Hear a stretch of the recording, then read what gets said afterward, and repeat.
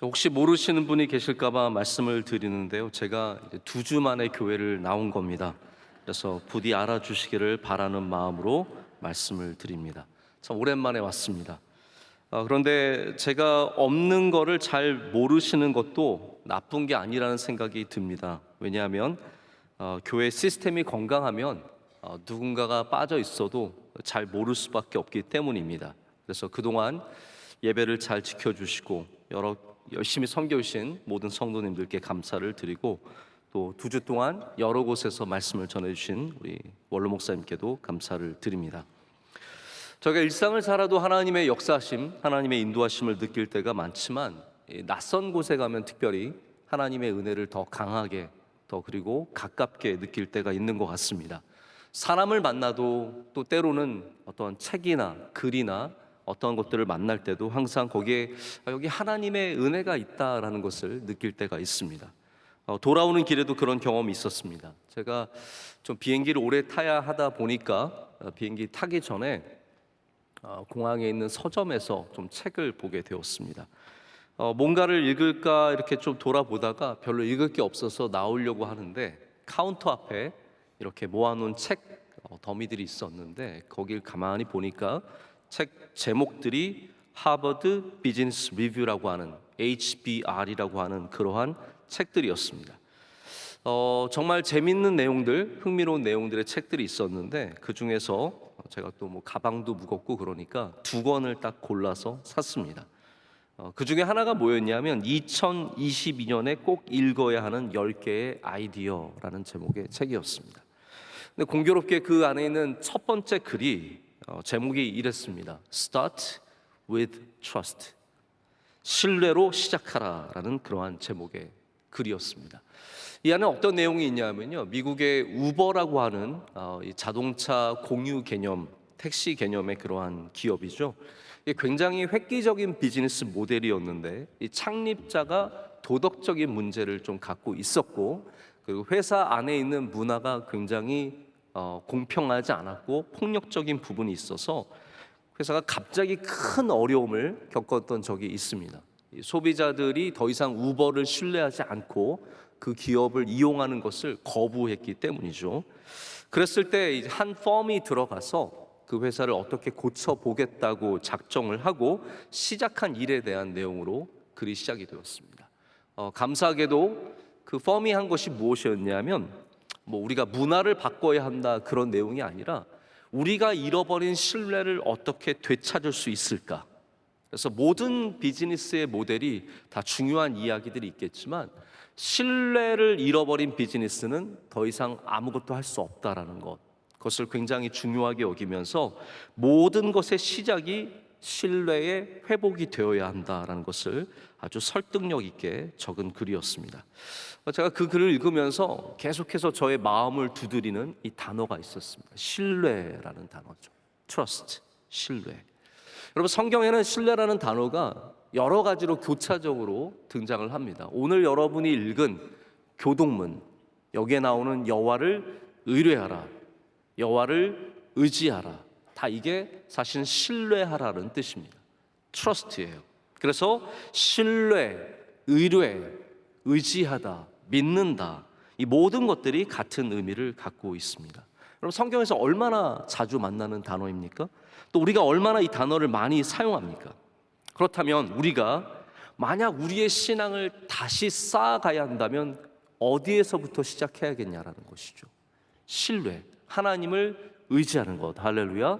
하나님을 의뢰하는 것, 하나님을 믿는 것, 하나님을 붙잡는 것에서 다시 시작해야 한다는 말입니다. 우리 포스트 팬데믹의 시대를 어떻게 열어야 할까 많은 고민을 합니다. 앞으로 팬데믹 이후는 어떻게 살아가야 할까? 여러분, 모든 시작은 무엇이라고요? 신뢰로 시작해야 합니다. 하나님을 의지하는 것, 하나님을 의뢰하는 것에서 시작할 때 우리가 새 시대를 열어가는 주님의 백성들이 될 줄로 믿습니다. 그래서 성경에는 이 신뢰라는 단어가 의지하다라는 단어와 함께 쓰이는 것을 굉장히 중요하게 발견하게 됩니다. 그래서 여러분, 신뢰라는 것이 하나님을 믿는 행위지 않습니까? 믿는 것. 그런데 그 믿는 행위 가운데 특별히 우리가 하나님을 의지하는 것, 우리가 어떻게 해야 할지 모를 때 하나님께 우리의 삶을 의뢰하는 것, 이것이 바로 신뢰의 가장 중요한 핵심적인 핵이라는 것을 발견하게 됩니다. 자, 오늘 본문 말씀을 소개하기 전에 좀 많은 이야기를 해서 죄송하지만 우리가 앞으로 몇 주 동안 이 신뢰에 대한 말씀을 계속 나누기 때문에 조금 더 풍성한 이 신뢰에 대한 이야기들을 앞에 좀 말씀을 드리고 시작을 하려고 합니다. 하나님과 백성의 관계라는 것은 계약 관계, 언약 관계라고 합니다. 근데 언약이라는 것은 신뢰가 없으면 존재할 수 없는 것입니다.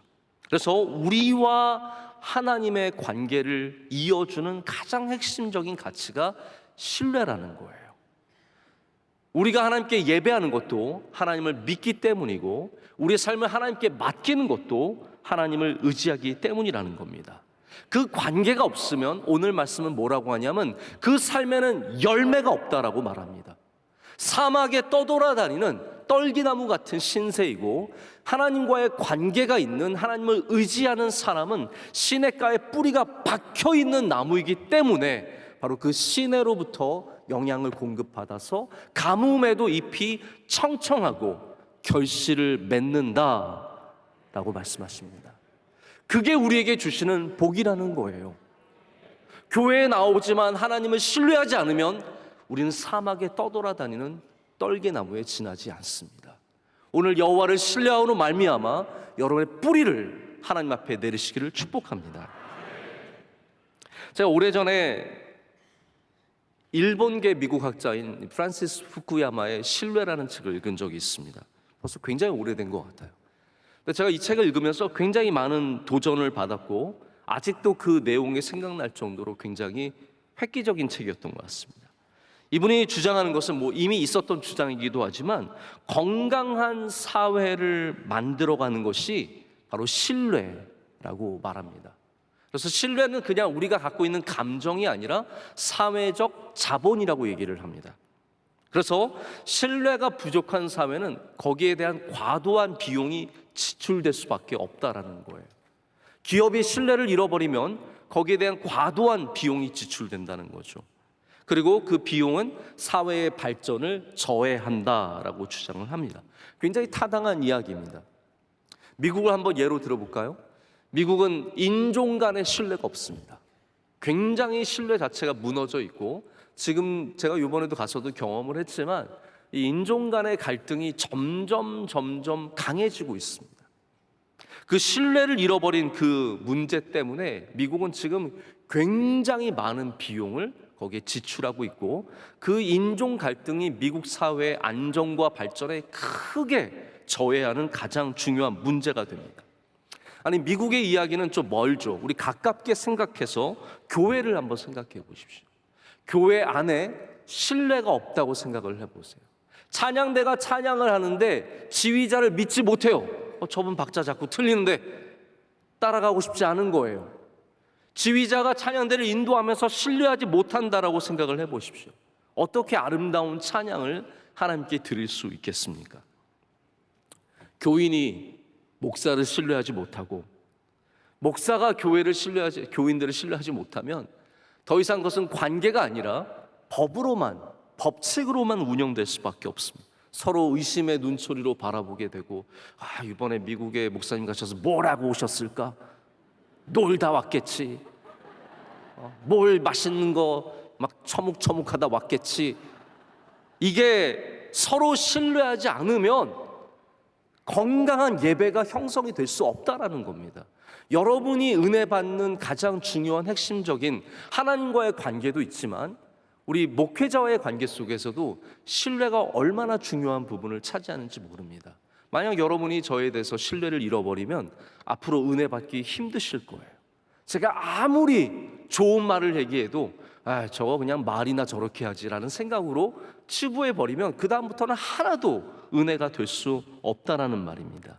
여러분, 건강한 교회는 하나님을 신뢰하고 공동체 안에 함께 신뢰하는 것이 있어야 합니다. 여러분, 왜 교회가 건강해야 할까요? 왜 우리가 건강해야 할까요? 별다른 이유가 없습니다. 예수님이 주신 사명을 감당하려면 건강해야 해요. 교회가 그냥 우리끼리 잘 지내려면 그냥 건강하지 않고 서로 싸워도 됩니다. 그러나 정말로 하나님이 주신 사명을 감당하려면 교회는 건강한 교회가 되어야 합니다. 그런 건강한 교회가 되기 위해서도 우리 안에 신뢰가 있어야 한다는 말입니다. 제가 이번에 미국에 있는 많은 한인 교회들을 방문해 보고 또 훌륭한 목회자들과 장로님들, 귀한 분들을 참 많이 만나고 왔습니다. 근데 제가 미국 한인 교회를 오래 섬기기도 했기 때문에 잘 아는데요, 한인 이민 교회들의 공통적인 문제가 바로 신뢰의 문제입니다. 목회자와 교인들 사이에 혹은 교인들끼리 당회 안에서 신뢰가 별로 없어요. 많은 목회자들이 교회를 가면서 무슨 생각을 하냐면 내가 이 교회를 부흥시켜야지라고 생각하는데 저는 그게 잘못된 발걸음이라고 생각합니다. 교회에 하나님의 신뢰가 다시 자리 잡게 하고 신뢰부터 시작을 해야, 믿는 이 믿음부터 시작을 해야 건강한 교회로 다시 일어설 수 있다라는 것이죠. 제가 안타까운 교회 이야기를 들었는데 이 교회는 담임 목회자를 청빙했는데 이분이 비전을 펼쳐나갈 수 있는 공간을 전혀 허락해 주지 않고 당회가 무슨 목회자를 돈 주고 부리는 종업원처럼 생각을 하더라고. 우리가 돈 주는데 우리 마음대로 부릴 수 있다라는 그런 생각을 해서 결국은 이 귀한 목사님이 오래 계시지 못하고 떠나는 모습을 보면서 제가 굉장히 안타까운 마음을 갖게 되었습니다. 거기는 악순환이 있는 거예요. 목회자들이 준 상처들, 그 상처 때문에 생겨난 법들, 그리고 그 법에 얽매여 있는 교회, 이게 신뢰가 없는 공동체는 점점 이런 방향으로밖에 갈 수 없게 된다는 것입니다. 여러분, 다시 오늘 말씀으로 돌아와서 우리 작게는 오늘 이 시간을 하나님을 신뢰하는 시간으로 삼아야 합니다.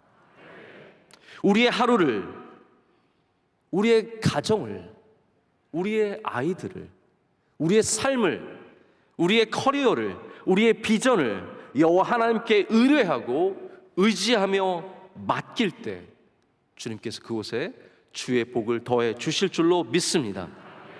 오늘 우리 공교롭게도 우리 교동문에도 똑같은 말씀이 있는데요, 이 시편 37편의 말씀, 너무 귀한 말씀입니다. 내 길을 여호와께 맡기라. 그를 의지하면 그가 이루시고 내 의를 빛같이 나타내시며 내 공의를 정오의 빛같이 하시리로다. 아멘. 우리가 하나님 앞에 마땅히 드려야 하는 것이 신뢰이며 하나님은 신뢰하는 사람들을 오늘 말씀에 복을 주신다라고 말씀하십니다. 여러분, 팬데믹을 지금 지나가고 있습니다. 그리고 우리가 팬데믹을 지난다고 다 좋은 일이 아닙니다. 경제적으로는 우리가 근래에 경험해보지 못한 큰 인플레이션을 경험하고 있습니다. 저도 이번에 가서 깜짝 놀랐습니다. 정말 돈을 쓰는데 예전보다 훨씬 많이 나가는 것이 느껴졌어요. 자, 이거는 뭐 별 얘기는 아니지만 미국 가면 갈비를 먹을 수 있습니다. 뭐 한국에서 못 먹는 건 아니지만 한국은 좀 비싸잖아요. 미국 가면은 한국 식당에 가면 갈비를 마음껏 먹을 수 있었어요. 근데 지금은 달라졌어요. 저희가 미국 살았을 때는 두 사람이 갈비를 막 먹고 뭐 냉면 먹고 막 그래서 먹으면 뭐 한 8만 원 정도 나왔던 것 같아요. 7만 원 정도. 지금은 둘이 갈비만 먹어도 10만 원이 넘어요. 저는 충격을 받았어요. 이제는 미국에서도 갈비를 못 먹겠구나.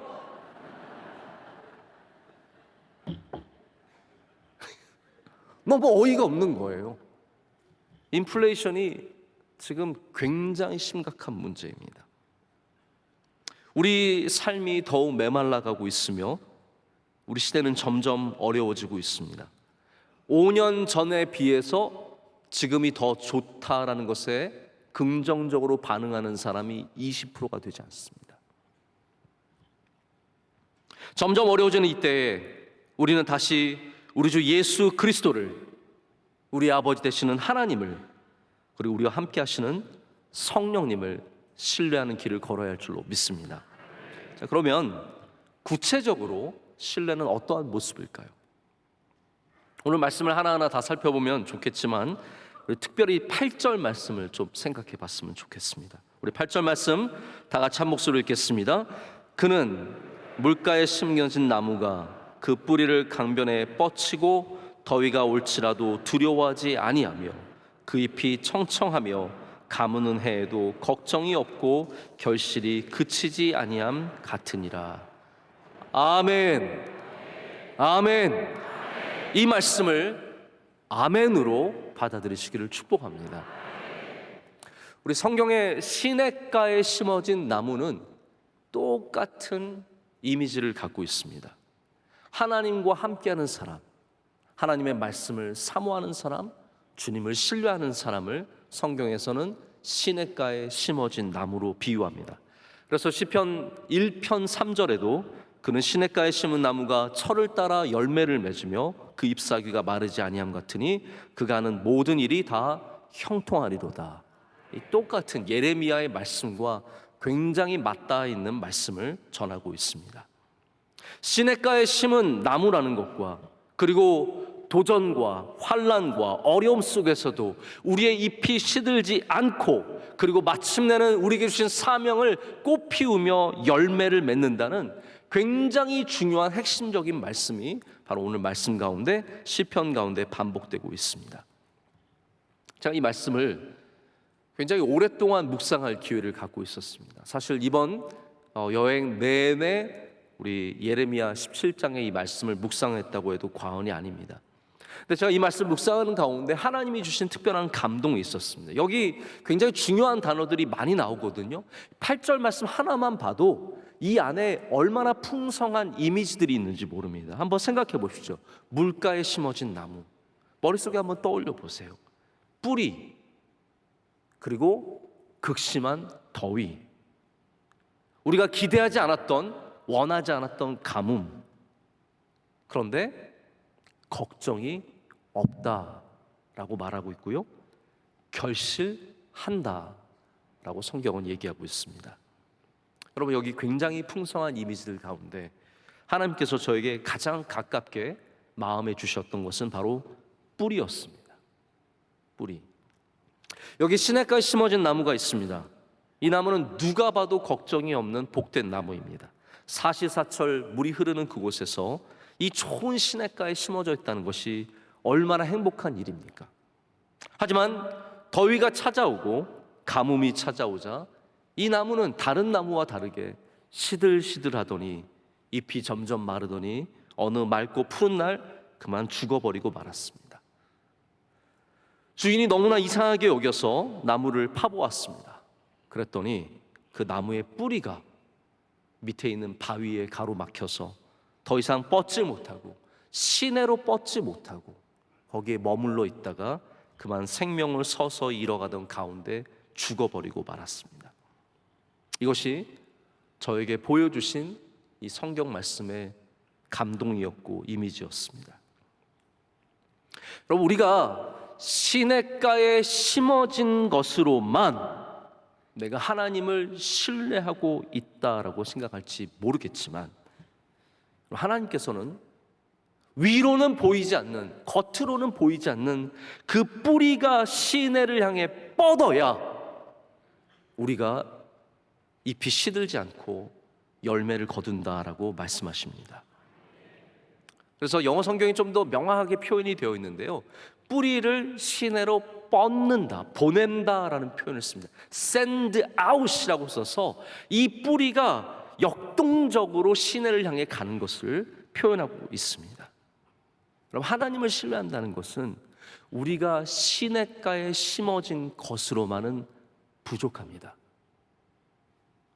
우리의 뿌리가 보이지 않는, 남들에게 보이지 않는 우리의 뿌리가 바로 그 생수의 근원인 그 시내를 향해 갈 때야 비로소 우리는 하나님을 신뢰하는 사람이 될 수 있다는 말입니다. 저의 삶의 자리는 항상 시냇가였습니다. 저는 어렸을 때도 교회에서 자랐고 지금도 저는 교회에서 일을 하고 있습니다. 저의 사무실은 교회에 있습니다. 늘 교회에서 예배를 드리고 설교를, 제가 하는 모든 일들이 교회와 관계된, 그리고 말씀과 관계된 일입니다. 말씀을 준비하고 말씀을 선포하고 찬양을 듣고, 만나는 사람들은 제가 뭐 이상한 사람들 만나겠습니까? 늘 만나는 사람들은 교회 목사님들, 훌륭한 교계 지도자들과 또 우리 교회에 참 믿음 좋으신 성도님들입니다. 그런데 하나님을 정말로 신뢰한다는 것은 내가 그분들을 만나기 때문이 아니라, 내가 그냥 시냇가에 심겨졌기 때문만이 아니라, 나의 삶 속에 내 일터가 교회라는 것으로 내가 시냇가에 심어진 나무로 신뢰한다는 말이 절대로 아니거든요. 내가 설교를 준비한다고 내가 하나님을 신뢰한다는 말이 절대로 아니거든요. 내 안에 심령이, 내 안에 뿌리가 하나님을 향해 뻗어 있어야 그게 정말로 하나님을 신뢰한다는 말입니다. 여러분, 시냇가에 심어진 나무가 되시기를 축복합니다. 근데 더 중요한 문제는 여러분의 뿌리가 어디를 향하고 있느냐입니다. 어디를 향하고 있느냐.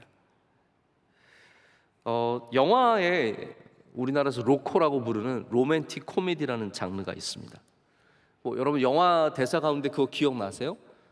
넌 학생이고 난 선생이야. 이런 대사들. 이게 다 로맨틱 코미디 이런 영화들이거든요. 여기는 남녀 주인공이 다양한 상황에서 이 사랑의 결실을 맺기 위해서 많은 갈등을 겪고, 또 다양한 갈등 속에서, 사건 속에서 오해를 풀고 마침내는 사랑으로 맺어지는 그러한 해피엔딩의 이야기들이에요. 로맨틱 코미디가 새드 엔딩인 거 보신 적 있으십니까? 다 해피엔딩이잖아요. 막 공항에 여자가 오해를 하고 공항으로 갑니다. 꼭 오해하면 공항 가더라고요. 그래서 나 떠날 거야. 다 끝났어. 그래서 티켓을 사서 갑니다. 근데 가던 중에 뭔가 아주 특별한 사건이 생기죠. 누가 엄마가 전화를 했는데 얘야 뭐 얘기하다 보니까 오해였어요. 알고 봤더니 남자친구 오해한 거예요. 그래서 비행기에 오르기 전에 티켓을 쫙 찢어버리고 뒤를 돌아서 다시 나오는 거예요. 그래서 나오면서 견우야 그러면서 둘이 만나서 해피엔딩으로 끝나요. 근데 여러분, 인생을 살아본 우리는 알죠. 그거 시작인 거예요. 이제 그게 시작인 거예요. 공항에서 돌아 나왔다고 해서 완벽한 사랑의 인생을 살아가게 되는 것이 절대로 아닙니다. 이제 둘이 만나면 그때부터 정말로 삶이 시작이 되는 거죠. 로맨틱 코미디의 끝은 절대로 끝이 아닙니다. 시작일 뿐이에요. 모든 사랑의 끝처럼 보이는 일들이 시작일 뿐입니다. 여러분, 우리가 시냇가에 심어졌다라는 것, 교회를 나오기 시작했다라는 것, 예수를 믿기 시작했다라는 것, 여러분 이것은 시작일 뿐입니다. 정말 중요한 것은 우리가 그 뿌리를 내리는 곳에서 하나님을 향해 갈 수 있느냐. 여러분의 삶이 정말로 해피엔딩이 되시려면 시작한 곳에서 만족하지 마시고 우리의 뿌리를 끊임없이 주님을 향해서 뻗어 보내야 할 줄로 믿습니다. 그것이 신뢰입니다. 그래서 뿌리가 하나님을 향하지 않는 사람들은 사실은 결코 하나님을 신뢰하는 것이 아닙니다.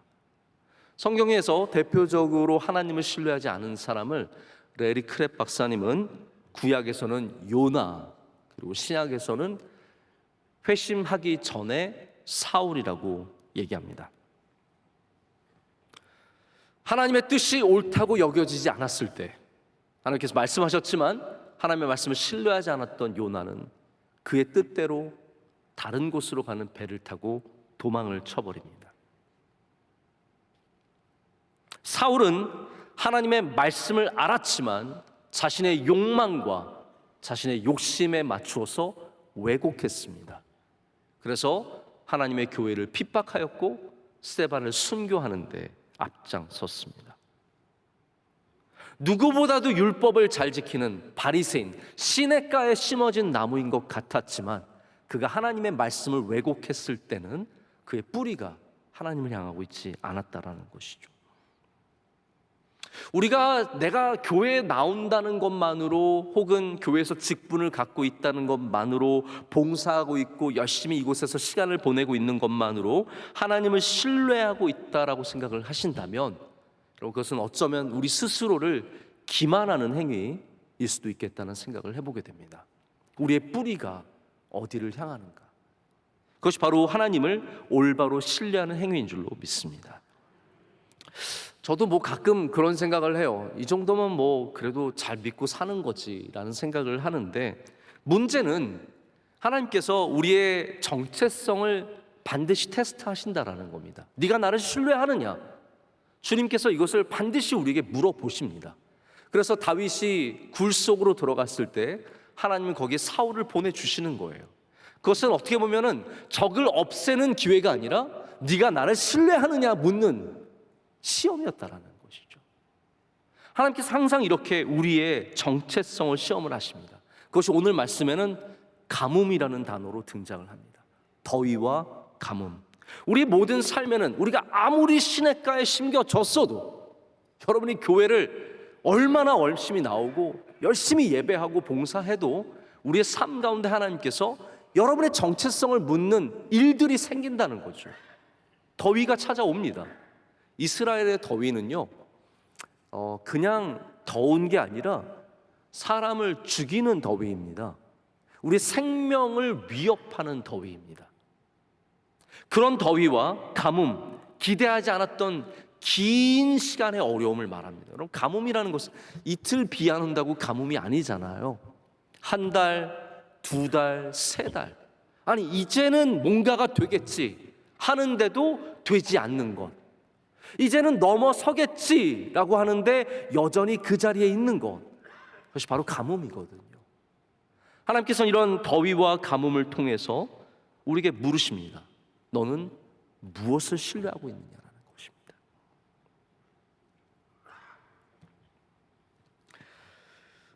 5절의 말씀은 하나님을 신뢰하지 않는 사람의 모습을 보여주고 있습니다.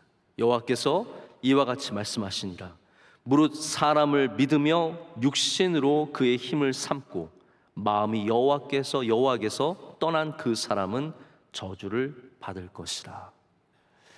여러분, 이 말씀은 더위와 가뭄의 때에 사람을 찾으며 육신을 믿으며 여호와를 떠나는 사람들이 어떻게 되는지를 보여주시는 말씀입니다. 저도 가끔 살아가다 보면 어떤 순간순간마다 이거는 그냥 어려움이 아니라 하나님께서 나의 정체성을 물어보시는 시간이구나 라는 것을 깨달을 때가 있습니다. 그때에 제가 하나님을 신뢰합니다. 제가 여호와를 의지합니다. 저에게는 하나님밖에 없습니다 라고 말하는 것이 우리의 복인 줄로 믿습니다. 그런 사람을 하나님께서는 절대로 버리시지 않겠다라고 말씀하시는 거죠. 더위를 이겨내게 하시고 가뭄을 넘어서게 하셔서 마침내는 열매를 맺게 하신다라고 오늘 본문 말씀에 말씀하십니다. 제가 처음에 말씀드렸던 신뢰로 시작하라는 글이 있지 않습니까? 여기는 우리가 신뢰를 형성하는데 아주 중요한 세 개의 요소가 있다라고 얘기를 합니다. 어떻게 신뢰를 형성해야 할까? 그 삼각형이 되는 세 가지 꼭지점이 있는데 그 첫 번째가 뭐냐 하면 authenticity래요. 이 authenticity는 뭐냐 하면 진실성, 진정성을 말합니다. 저는 여기에 굉장히 큰 충격을 받았습니다. 우리가 어떻게 신뢰를 하게 되느냐? 여러분, 신뢰는 겉으로 보이는 시냇가의 나무만이 아니라고 말씀을 드렸고 우리의 뿌리라고 말씀을 드렸습니다. 우리의 뿌리는 무엇일까요? 바로 우리의 진정성을 말합니다. 우리의 진실됨. 우리 하나님 앞에서 진실되게 하나님을 신뢰하는 사람은 반드시 복이 있습니다. 겉으로만이 아니라 보여지는 것만이 아니라 내 안에 있는 것으로 하나님을 향하는 그 진실성을 가진 사람은 하나님께 바로 신뢰의 사인을 드릴 수 있는 사람이 되는 겁니다. 하나님 앞에서 진실되는 것은 감추지 않는 것이고 속이지 않는 것이고 의로운 척하지 않는 것이며 믿는 척하면서 내 맘대로 하는 것이 아니고 예스라고 하지만 속으로는 노라고 말하는 것이 아니라 위에 땅에만 시냇가에 심겨진 것이 아니라 아래의 뿌리가 하나님을 향하는, 중심이 하나님을 향한 그러한 신뢰인 줄로 믿습니다. 철로 역정을 지은 존 버년이 이렇게 진실됨에 대해서 말을 합니다. 진실하다는 것은 혼자 구석에 있을 때나 온 세상 앞에 나설 때나 똑같다는 뜻입니다. 두 개의 가면을 가지고 사람들 앞에 보일 용도와 사적인 용도로 가려 쓰지 않는다는 뜻입니다. 기도의 의무를 행할 때 반드시 하나님 앞에서 그와 함께 한다는 뜻입니다. 하나님이 그러하시듯 입술의 수고에 주목하는 대신 자기의 마음이 진실한지 살펴본다는 뜻입니다. 자, 여러분, 이 말씀이 너무 귀하지 않습니까? 우리의 입술의 수고에 주목하지 말고 내 마음의 진실함에 주목하라는 것입니다. 그게 진실된 하나님 앞에 진정성을 보여드릴 수 있는 길입니다. 그것이 하나님을 신뢰하는 사람들이 보여주는 자세입니다.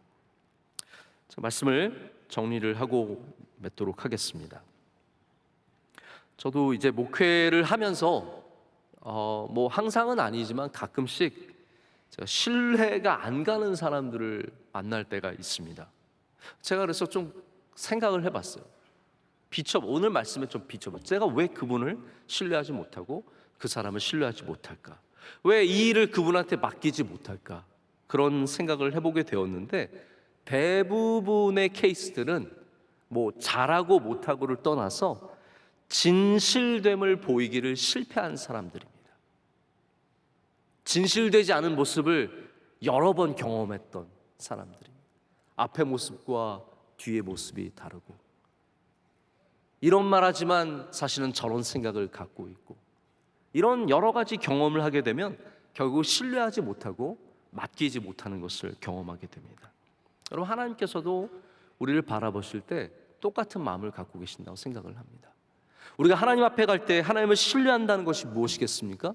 우리 하나님 앞에서 우리의 뿌리가 우리의 위의 모습과 똑같은 모습을 가질 때, 우리의 뿌리가 어떤 다른 곳으로 향하는 것이 아니라 오직 여호와 하나님을 향해서 갈 때, 하나님은 우리가 하나님을 신뢰하는지를 아시게 되신다라는 겁니다.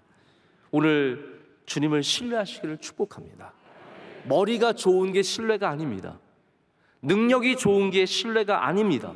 아이디어가 많고 능력이 있어서 힘이 있어서 내가 일을 잘하는 게 신뢰가 아니라는 거예요. 오늘 말씀은 신뢰의 핵심은 우리의 마음이, 우리의 진실됨이 변치 않고 하나님을 향한다라는 것을 보여주고 있습니다.